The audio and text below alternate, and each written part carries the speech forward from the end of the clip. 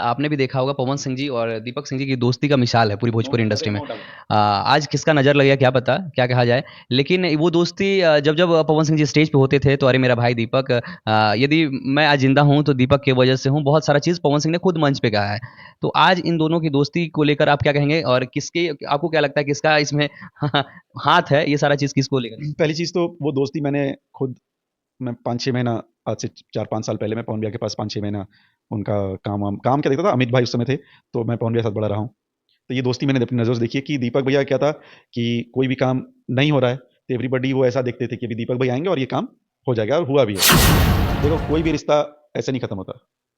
तो मैं अगर मेरा और खेसारी भैया की बात बताऊँ, तो एक झटके में खत्म नहीं हुआ। मैंने बताया भी था कि हो सकता है 30% गलती मेरी हो, 70 उनकी हो सकता है, 30 उनकी हो, 70 मेरी है। गलती दोनों तरफ से हुई है। सेम चाहे किसी भी सुपरस्टार के कोई भी एम्प्लॉय हो, उनके काम देखने वाले हों, वो दोनों तरफ से कुछ ना कुछ होता ही है ऐसा। तभी चीज़ें बदलती, तभी चीज़ें बिगड़ती। पर मैनेजर एक होस्ट होती है, ये बहुत बड़ा हुआ नहीं है। जैसे आपके घर में कोई काम करने वाला आदमी होता है ना, वैसे समझो एक आर्टिस्ट के पास एक मैनेजर काम करने वाला आदमी होता है। बहुत बड़ा ना भगवान है, ना बहुत बड़ा तुर्रम खां है। कोई भी हो, मैं हूँ, एक्स वाई जेड जो भी हो, तो पहले तो उनका हुआ बनाना बंद कर दीजिए। काम जो भरता है उन लोगों के लिए क्या कहना चाहिए? देखो, जो भरता है ना, वो बहुत दिन तक उसका भी नंबर आएगा। वो कहावत है कि बकरे की अम्मा कब तक खैर मनाएगी। तो खैर मनाए जब तक मनाना है, और उन लोग का भी समय आएगा, और उनका समय जब आएगा तो बहुत खराब आएगा।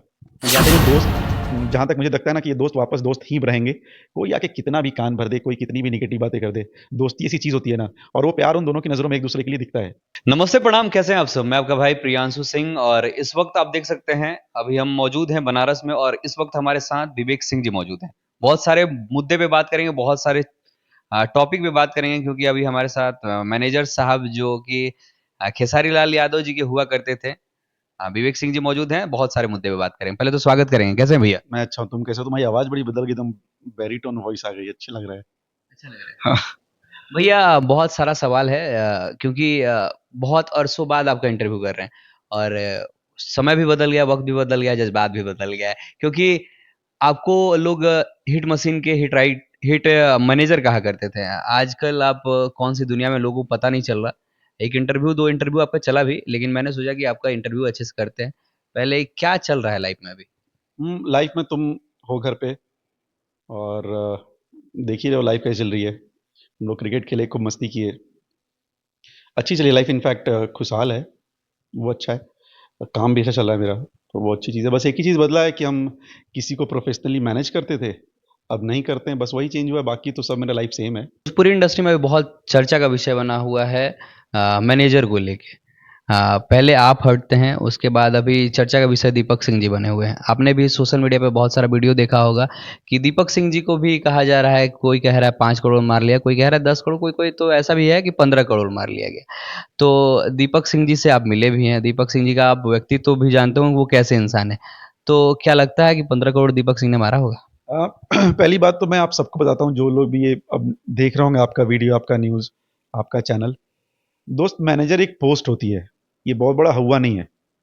जैसे आपके घर में कोई काम करने वाला आदमी होता है ना, वैसे समझो एक आर्टिस्ट के पास एक मैनेजर काम करने वाला आदमी होता है।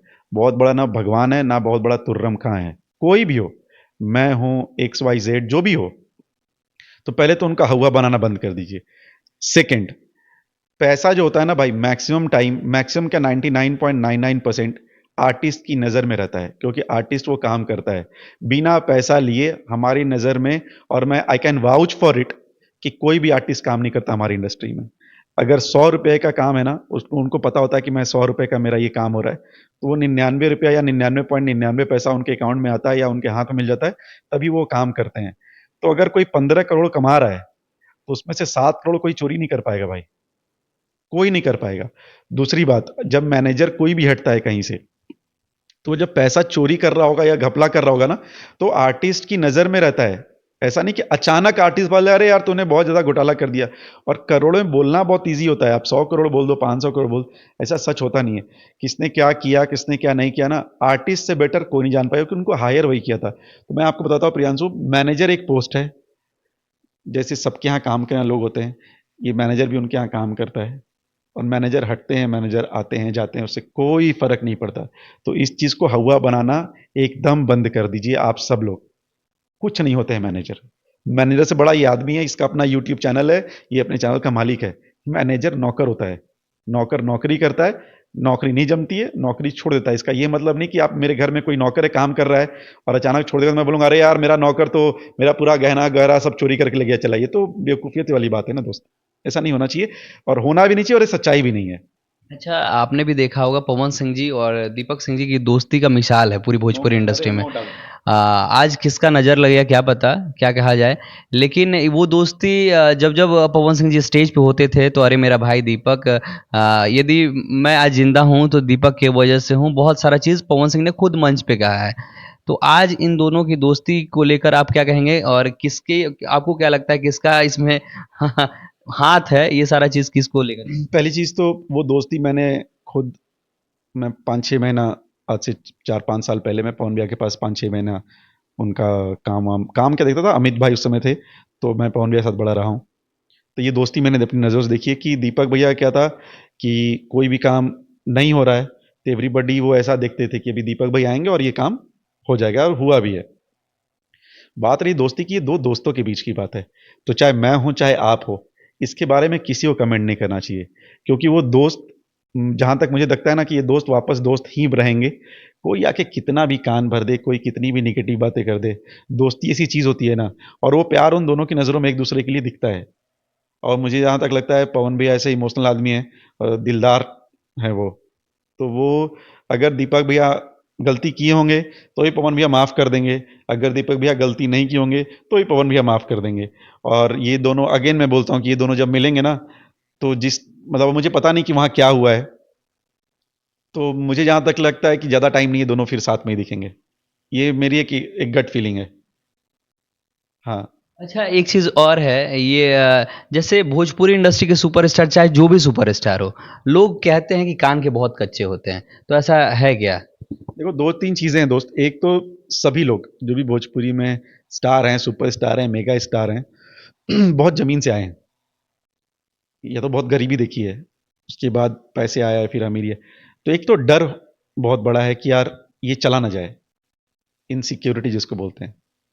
उसमें क्या होता है कि जब हमारा इनसिक्योर होते हैं ना, तो कोई भी आके बोलता है पता है आपका वो दरवाज़ा खुला है ना, इसमें से 4 चोर आ सकते हैं। भले आपने दरवाज़ा में इतना सिक्योरिटी कैमरास लगाए हैं, लेकिन मन में एक साइकोलॉजी आती है, अरे हो सकता है, हाँ सच बोल रहे हो, बोला अरे वो आया था ना पे घर में, आपका पासवर्ड चेंज कर दिया।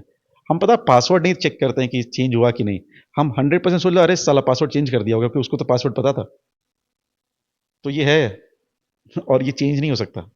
ये भोजपुरी से नहीं जा सकता। भोजपुरी का हम तो इंसान को बोलते हैं, इंसान से नहीं जा सकता। और अब कान के कच्चे मन के कच्चे मुझे नहीं पता, बट ये चीज़ है, खेसारी जी के साथ भी है। सभी के साथ है। तुमने कहा ना कि सारे सुपरस्टार, तो सारे सुपरस्टार के साथ है। तो मतलब ऐसा होना चाहिए कि नहीं होना चाहिए, क्योंकि एक सुपरस्टार है, उनको भोजपुरी में हर सुपरस्टार चाहे जो भी हो 10 से 15 साल से वो राज कर रहे हैं, उनको सब लोग जानता है, और उनको कोई आके कहता है कि ये लोग गलत हैं तो वो लोग तुरंत कैसे मान लेते हैं? देखो, तुरंत तो कोई नहीं मानता होगा, मुझे लगता है कुछ चीज़ें पता चलती होंगी। देखो, कोई भी रिश्ता ऐसे नहीं खत्म होता। तो मैं अगर मेरा और खेसारी भैया की बात बताऊं, तो एक झटके में खत्म नहीं हुआ। मैंने बताया भी था कि हो सकता है 30% गलती मेरी हो, 70 उनकी हो सकता है, 30 उनकी हो, 70 मेरी है। गलती दोनों तरफ से हुई है। सेम चाहे किसी भी सुपरस्टार के कोई भी एम्प्लॉय हो, उनके काम देखने वाले हो, वो दोनों तरफ से कुछ ना कुछ होता ही है ऐसा। तभी चीज़ें बदलती, तभी चीज़ें बिगड़ती। पति पत्नी में भी होता है ये चीज़। आप फ़ोन ना उठाओ, पत्नी के पास जाओगे, 4 फ़ोन की उठाए नहीं, आप गए, झगड़ा हो गया, फिर बैठ के झगड़े सुलझ जाते हैं। यहाँ क्यों नहीं सुलझते पता नहीं। कान जो भरता है उन लोगों के लिए क्या कहना चाहिए? देखो, जो भरता है ना वो बहुत दिन तक उसका भी नंबर आएगा। वो कहावत है कि बकरे की अम्मा कब तक खैर मनाएगी। तो खैर मनाए जब तक मनाना है, और उन लोग का भी समय आएगा, और उनका समय जब आएगा तो बहुत खराब आएगा। जाते जाते भोजपुरी दर्शक के लिए क्या कहेंगे, पूरी भोजपुरी इंडस्ट्री के लिए क्या कहेंगे? हम तो आप लोग से यही बोलेंगे कि आप जैसे सबको प्यार तो दीजिए, और अच्छी चीज़ों को प्लीज़ देखिए, नए कलाकारों को प्लीज़ प्रमोट कीजिए। नए कलाकारों से याद आया, हम अभी बहुत देर से हम दोनों बात कर रहे थे, और कि क्या करेंगे, या बहुत देर से बोल रहे थे भाई आप कुछ करो, कुछ म्यूजिक में करो, कुछ चैनल करो। तो मैं आज एक चीज़ आपके, ये इसी का दिमाग है, मैं इसी को थैंक यू बोलता हूँ। प्लस दो एक छोटे कलाकार यहाँ पे आके बैठे हुए थे, तो हम दोनों ने डिसाइड किया है कि हम एक चैनल स्टार्ट कर रहे हैं, वो चैनल सिर्फ अपकमिंग, मैं छोटा कलाकार प्रियांशु किसी को नहीं मानता, कलाकार है तो वो कलाकार है। तो जो कलाकार उभरते हुए हैं, जिनको कहीं से सपोर्ट नहीं मिल रहा है, कुछ नहीं कर रहा है, तो एक चैनल हम लोग स्टार्ट करें। ये चैनल सिर्फ और सिर्फ उन्हीं लोगों के लिए होगा और उन्हीं लोगों के लिए है। ये 2-4 दिन के अंदर वो ला भी देंगे। उसमें जो भी पैसे खर्च करने हैं हम लोग करेंगे। और जो उभरते हुए कलाकार हैं, उनको भी एक बार वो टेस्ट मिलना चाहिए कि अच्छा क्वालिटी, अच्छा वीडियो, अच्छा ऑडियो कैसे होता है। थैंक्स टू यू कि तुमने ये चीज़ बोली कि ये करते हैं भैया। और ये 100% हो रहा है। तो जो भी कलाकार हैं जो उभरते हुए हैं, जिनको लगता है कि मुझे एक प्लेटफॉर्म चाहिए, हम वो प्लेटफॉर्म देने को रेडी हैं। और मैं वो 100% दूंगा। मैं कमिटमेंट का बहुत पक्का बंदा हूँ। और ऐसा नहीं कि एक बार काम कराया दूसरी बार से आपको पूछूंगा नहीं। मेरी तरफ से बस एक ही है कि आप मुझे प्रॉमिस करो कि आप मेहनत में कमी नहीं करोगे, क्योंकि हम मेहनत और पैसा दोनों आपके ऊपर लगाने को रेडी हैं। दिस फॉर न्यू पीपल जो अच्छा करना चाहते हैं, कलाकार जो आगे बढ़ना चाहते हैं। क्योंकि अगर नया टैलेंट, रॉ टैलेंट बाहर नहीं आएगा तो फिर मज़ा भी तो नहीं आएगा। तो ये होना चाहिए और ये बहुत जल्दी आप लोगों के लिए आएगा। And thanks to you once again.